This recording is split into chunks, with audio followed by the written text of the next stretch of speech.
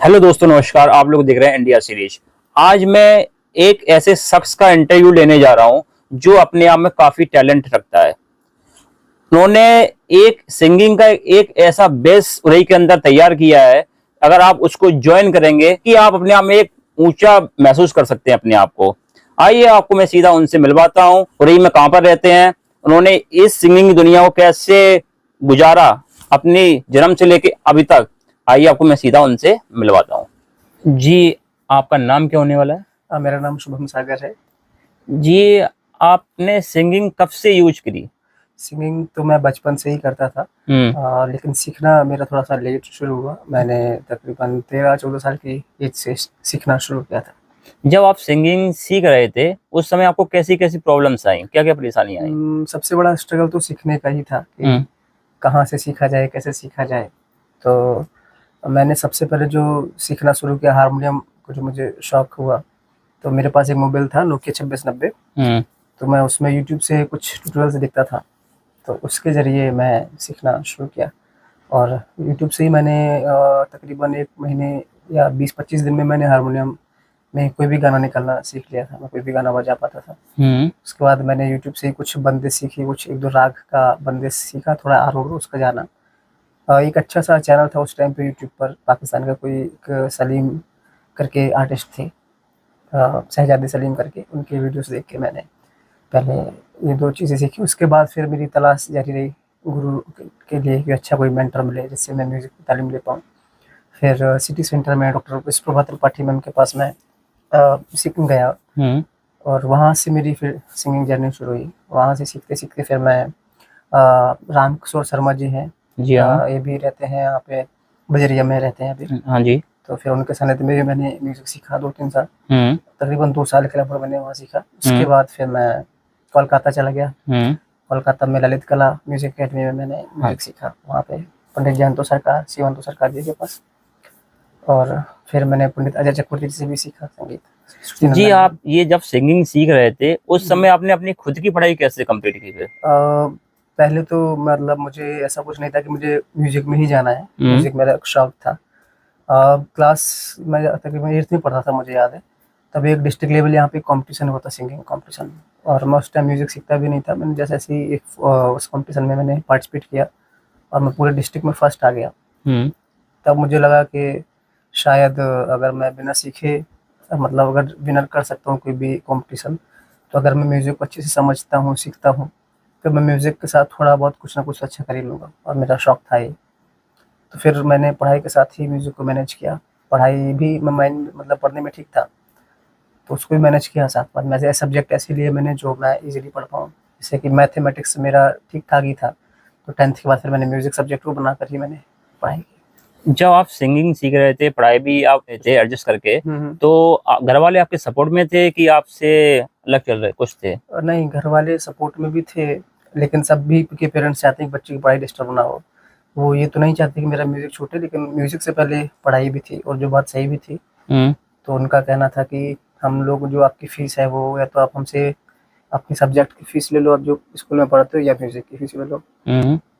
तो मैंने बहुत समय तक तो मैंने किसी भी सब्जेक्ट की कोचिंग नहीं पढ़ी थी। फिर मैंने 10th में मैथ की क्लासेस ज़रूर पढ़ी थी, क्योंकि मेरा मैथ बहुत वीक था।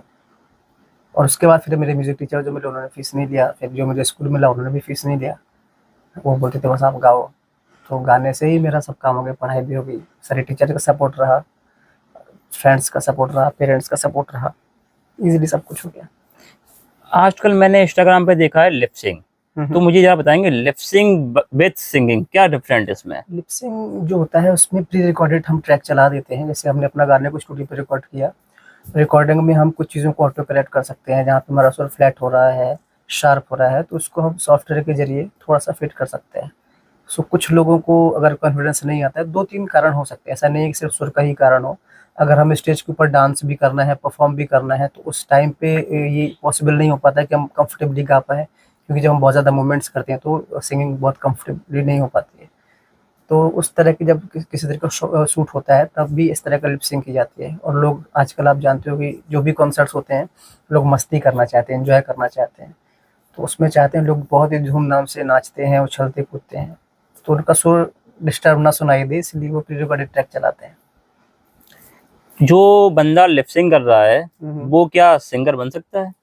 लिपसिंग तो आप लिपसिंग भी तो आपने जो गाया उस गाने पे ही आप कर रहे हो, राइट? बट हाँ ये है कि कुछ आर्टिस्ट जो है वो स्टूडियो के अंदर ही अच्छा गा पाते हैं, लाइव स्टेज में उनको गाने में कॉन्फिडेंस नहीं आता है, क्योंकि उनकी जो ट्रेनिंग है, उनका जो रियाज है वो शायद उतना पक्का नहीं होता है। लेकिन आप किसी भी एज पे हो, आप चाहो तो प्रैक्टिस कर करके आप चीज़ों को ठीक कर सकते हो। हर कोई एक स्टूडेंट ही है म्यूजिक में, ऐसा आपको कोई नहीं मिलेगा जो एकदम परफेक्ट हो। अगर आप कमी ढूंढने जाओगे तो हर सिंगर के अंदर आपको कमी मिल जाएगी, लेकिन हर इंसान की जैसे कुछ अच्छाइयाँ होती हैं वैसे हर सिंगर की कुछ खूबी होती है, और उस खूबी को ही आप कितनी खूबसूरती से प्रेजेंट करते हो वही आपको शायद मुझे लगता है सक्सेसफुल बनाता है। जैसे कि सिंगिंग के आगे बॉम्बे या नोएडा, दिल्ली में कंपटीशन होते हैं, जैसे कि सारेगामापा, इंडियन आइडल वगैरह, इसमें बच्चों का सिलेक्शन कैसे होता है? इसके लिए बहुत सारे तरीके होते हैं। जैसे हमारा एकेडमी है, धनाद म्यूजिक एकेडमी, तो यहाँ पर जितने भी बड़े रियलिटी शोज होते हैं या लोकल लेवल पे मेट्रो सिटीज़ के शोज होते हैं, तो इनके जो ऑर्गेनाइजर होते हैं वो हमें डायरेक्ट कांटेक्ट करते हैं, मेल करते हैं, टीम से भी कॉल आता है, वो हमसे बच्चे मांगते हैं। तो एक तो सीक्रेट ऑडिशन होता है रियलिटी शोज का, और एक ग्राउंड ऑडिशन होता है। सीक्रेट ऑडिशन ग्राउंड ऑडिशन से थोड़ा सा पहले हो जाता है। वहाँ पे बच्चे को वीडियो कॉल के थ्रू सुन लेते हैं, अगर उन्हें अच्छा लगता है तो ग्राउंड ऑडिशन में उनको बुलाते हैं। तो जो बच्चे सीक्रेट ऑडिशन के थ्रू जाते हैं उन्हें ग्राउंड ऑडिशन में लाइन अप नहीं लगाना पड़ता है, वो डायरेक्ट ही गेट में जाते हैं, उनको एक मैसेज भेजते हैं, वो मैसेज दिखाकर उनको डायरेक्ट एंट्री मिल जाती है, और फिर ग्राउंड ऑडिशन में उनका अलग से ऑडिशन राउंड 2 के लिए हो जाता है।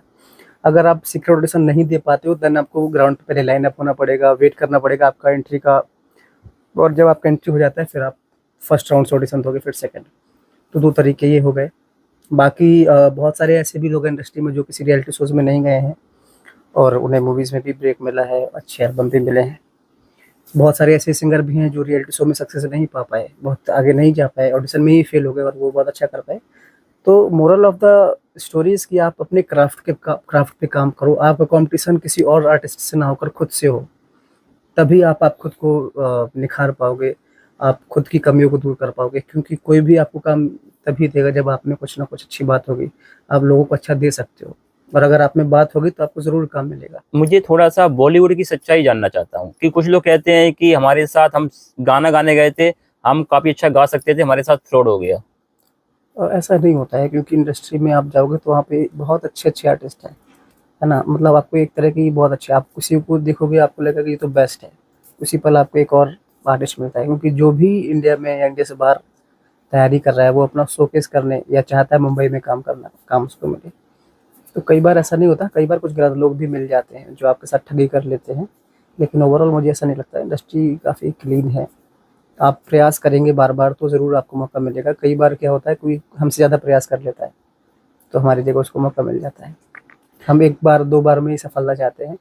आइडल में भी जो आर्टिस्ट जितने भी सिलेक्ट होकर आप लोग देखते हो कि सीजन में गा रहे हैं, वो पहले भी कई बार रिजेक्ट हो चुके होते हैं, उसके बाद उनका नंबर आता है। इंडस्ट्री के अंदर ऐसा भी होता है कि जिनके पास ना तो सुर है ना ताल है, उनको पैसे लेके पास कर दिया जाता है? नहीं, ऐसा नहीं है। हाँ, अगर आप इसमें थोड़ा सा नेपोटिज्म वाला जो बात फैक्टर है वो तो है कहीं ना कहीं, लेकिन अगर आप में टैलेंट ही नहीं है तो आप क्या सेल करोगे, राइट? तो ऐसा भी नहीं है। सलमान खान जी ने भी गाना गाया था लेकिन वो नहीं चला ना, क्योंकि अगर आपका वॉइस नहीं होगा तो नहीं चल पाएगा, राइट? अरिजीत सिंह से भी उनकी राइवलरी चली, वापस उन्होंने अरिजीत सिंह के साथ फिर गाना शुरू किया।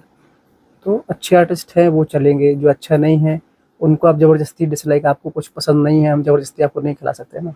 बिल्कुल। हम एक बार सर्व कर सकते हैं, दोबारा आप खुद ही नहीं खाओगे। तो जो अच्छा है वही चलता है।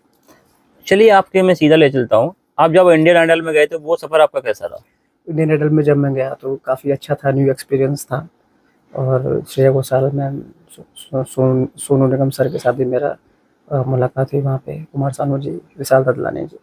अच्छा रहा, उन्होंने गाना सुना, काफ़ी अप्रिशिएट किया, और उन्होंने मुझे बोला भी कि आप आगे ज़रूर मुंबई आप रहिए, अच्छे से ट्राई करिए, आपका अच्छा आवाज़ है। तो श्रेया घोषाल जी से इतनी अच्छी बातें सुन के, कुमार सानू जी से फीडबैक लेकर काफ़ी अच्छा लगा, और मैं अभी कोशिश कर रहा हूँ कि मैं मुंबई जाता हूँ अभी कभी काम से। अभी मैं बच्चे अपने सिखा रहा हूँ, बहुत सारे मेरे बच्चे भी रियलिटी शोज़ में गए हैं, तो देखिए बहुत जल्दी वहाँ पे भी अभी अपना एक एकेडमी शुरू करने वाले हैं। अच्छा जी। तो दोस्तों जैसा कि देखा आपने, मैंने सोम भैया का इंटरव्यू लिया जो कि उन्होंने काफ़ी अच्छा दिया। ऐसे अगर इंटरव्यू आपको और देखना है तो आप इस चैनल को जरूर ज्वाइन कीजिए, आपको अच्छे से अच्छे इंटरव्यू आपको देखने को मिलेंगे। नमस्कार, आप लोग भी इंडिया सीरीज़ यूट्यूब चैनल को सब्सक्राइब करें अगर आप जानना चाहते हो उरई और उरई के आसपास के क्षेत्रों के बारे में। और ब्लॉगिंग्स भी इनका एक चैनल है, उसको भी आप जाकर के अभी सब्सक्राइब करें और जुड़े रहिए इनके साथ और जानते रहिए अपने क्षेत्र के बारे में और भी बेहतर तरीके से। Thank you.